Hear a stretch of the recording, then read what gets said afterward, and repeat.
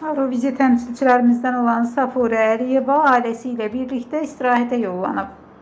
Sənətçi həyat yoldaşı Fərhad Əliyev və evladları ilə çəkdirdiyi fotoları sosial şəbəkə hesabında izləyiciləri ilə bölüşüb.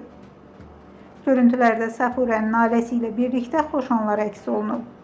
Qeyd edək ki, Safurə mərhum energetika naziri Natiq Əliyevin oğlu ilə ailəlidir, cütlük İstanbulda yaşayır.